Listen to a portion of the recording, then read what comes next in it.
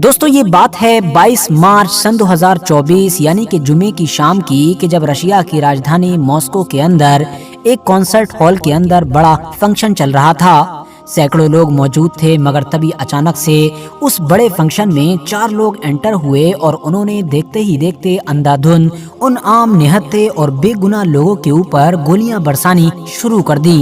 फिर क्या था, अगले कुछ लम्हों के अंदर ही ये पूरा माहौल मातम में बदल गया और हर तरफ से सिर्फ चीख पुकार और तड़पने की आवाजें सुनाई देने लगी।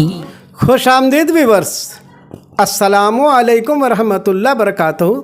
मैं सरताज अहमद अय्यूबी। मैं हूं फरजाना अय्यूबी। आज हम जिस वीडियो का रिएक्शन करने वाले हैं उसका टाइटल ये है कि आखिर क्यों दहल उठा पूरा रूस। तो आज का वीडियो बहुत ही इंटरेस्टिंग होने वाला है। मेरी आप लोगों से गुजारिश है कि वीडियो को एंड तक देखिएगा और आपको इस वीडियो का लिंक डिस्क्रिप्शन बॉक्स में मिल जाएगा। तो वक्त को बिल्कुल ज़ाया नहीं करते हैं और वीडियो शुरू करते हैं। दोस्तों ये बात है 22 मार्च सन 2024 यानी कि जुमे की शाम की कि जब रशिया की राजधानी मॉस्को के अंदर एक कॉन्सर्ट हॉल के अंदर बड़ा फंक्शन चल रहा था। सैकड़ों लोग मौजूद थे, मगर तभी अचानक से उस बड़े फंक्शन में 4 लोग एंटर हुए और उन्होंने देखते ही देखते अंधाधुंध उन आम निहत्थे और बेगुनाह लोगों के ऊपर गोलियां बरसानी शुरू कर दी। फिर क्या था, अगले कुछ लम्हों के अंदर ही ये पूरा माहौल मातम में बदल गया और हर तरफ से सिर्फ चीख पुकार और तड़पने की आवाजें सुनाई देने लगी।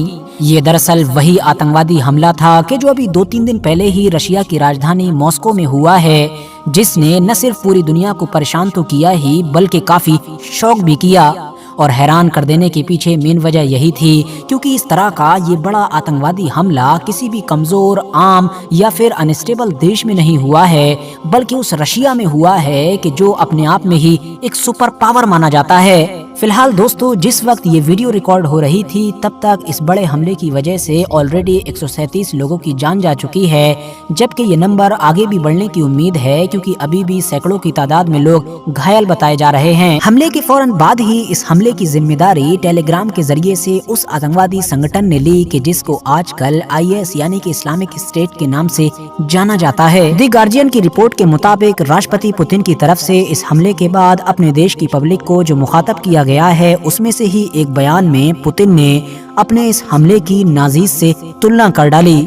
यानी उन्होंने इसको एक आतंकवादी हमला तो बताया ही, अपने उन सारे लोगों की बहादुरी की भी तारीफ की जो उस वक्त उस कॉन्सर्ट हॉल में मौजूद थे। साथ ही डॉक्टर्स की तारीफ की, अपनी खुफिया एजेंसी की तारीफ की जिन्होंने बहुत कम वक्त में ही हर चीज़ को हैंडल किया।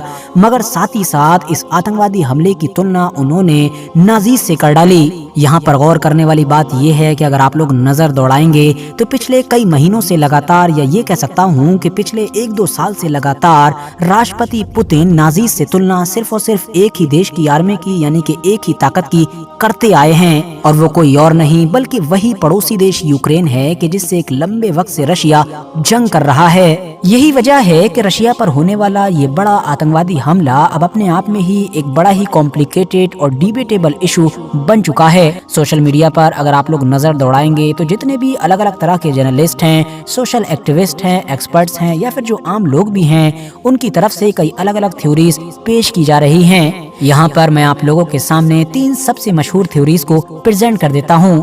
पहली थ्योरीज पेश करने वाले लोगों का यही मानना है कि मुमकिन है ये हमला IS ने ही किया हो, क्योंकि जाहिर है IS की भी रशिया से पुरानी दुश्मनी है, क्योंकि IS के जो किसी दौर में सीरिया और इराक वगैरह के इलाके में काफी ताकतवर हो गया था, उसको पूरी तरीके से कमजोर कर देने या फिर ठंडे बस्ते में डाल देने वाली ताकत का नाम रशिया ही था। रशिया ने ये काम सीरिया के बशर अल असद और ईरान के साथ मिलकर किया था। वैसे दोस्तों, ये IS या फिर जिसको ISIS या फिर बाकी दूसरे लोकल बहुत सारे नामों से भी जाना जाता है, ये भी बड़ा ही अजीबो गरीब आतंकवादी संगठन है। इसका नाम तो है ही इस्लामिक स्टेट, साथ ही दावा भी है कि भाई पूरी मुस्लिम दुनिया में हमें मुस्लिम खिलाफत कायम करना है। मगर इस खिलाफत के ख्वाब के लिए न जाने क्यों इस आतंकवादी संगठन के हमेशा हमले सिर्फ और सिर्फ मुस्लिम देशों पर ही होते हैं या फिर उन देशों पर होते हैं कि जो डायरेक्टली या फिर इनडायरेक्टली मुस्लिम देशों को ही सपोर्ट कर रहे होते हैं। ज्यादा दूर न जाकर सिर्फ पिछले कुछ महीनों का ही रिकॉर्ड देखें, यानी जब से इजराइल और फिलिस्तीन की ये जंग शुरू हुई है तब से IS ने लगातार एक के बाद एक कई हमले किए। इसने टर्की में हमला किया, ईरान में हमला किया, पाकिस्तान में हमला किया, अफगानिस्तान में हमला किया और अब रशिया में भी हमला कर डाला। यही वजह है कि जैसे ही रशिया पर यह हमला हुआ तो बहुत सारे लोगों की तरफ से और स्पेशली जो पैलेस्टीनियन एक्टिविस्ट हैं उनकी तरफ से कुछ कंस्पिरेसी थ्योरीज वगैरह भी पोस्ट की जाने लगी। लोग ऐसे बहुत सारे न्यूज़ आर्टिकल्स के फोटोज या पोस्ट शेयर करने लगे कि जिसमें वो लोग इजराइल और ISIS का कनेक्शन दिखाने की कोशिश कर रहे थे। और तो और बहुत सारे लोग ये भी सवाल उठाने लगे कि आखिर रशिया पर उस वक्त ही ये हमला क्यों हुआ जब वो न सिर्फ लगातार फिलिस्तीन बल्कि उस हमास ग्रुप तक को सपोर्ट कर रहा था और अपने यहाँ पर उसके लीडर्स को बुला रहा था कि जिस हमास ग्रुप को इजराइल, अमेरिका या उसके सारे दोस्त देश आतंकवादी मानते हैं। कुछ लोग तो यहाँ तक लिखने लगे कि देखो रशिया के ऊपर उस वक्त हमला हुआ कि जब उसने कुछ घंटों पहले ही अमेरिका की तरफ से लाए हुए उस रेजोल्यूशन को वीटो किया कि जो वो इजराइल के सपोर्ट में लेकर आया था। फिलहाल अब अगर हम चलें इस हमले से जुड़ी हुई दूसरी थ्योरी की तरफ तो कुछ लोग सोशल मीडिया पर ये भी दावे कर रहे हैं कि मुमकिन है कि इस हमले के पीछे खुद पुतिन का हाथ हो ताकि वो सबसे पहले तो इस हमले का पूरा जिम्मेदार और पूरा गुनहगार यूक्रेन को बनाएं और फिर उसके ऊपर बड़ा हमला करने के लिए अपनी पब्लिक का सपोर्ट हासिल करें। क्योंकि इस बात में तो कोई शक नहीं है कि इस खतरनाक और दर्दनाक हमले के बाद रशियन पब्लिक का ओपिनियन पूरी तरीके से बदल चुका है। जो कुछ लोग यूक्रेन के खिलाफ जंग को लेकर नेगेटिव व्यूज रखते थे या फिर न्यूट्रल भी थे, अब जाहिर है वो पूरी तरीके से वॉर के फेवर में आ चुके हैं। आखिर कौन हो सकता है इसके पीछे?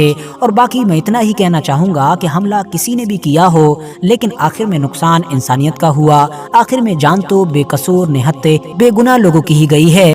आज के इस वीडियो में जो अभी घटना रूस में के शहर मॉस्को में ही उसका जिक्र किया गया है कि बहुत बड़ी मीटिंग हो रही थी, 4 लोग अंदर पहुंचते हैं और तबाह तोड़ फायरिंग करते हैं।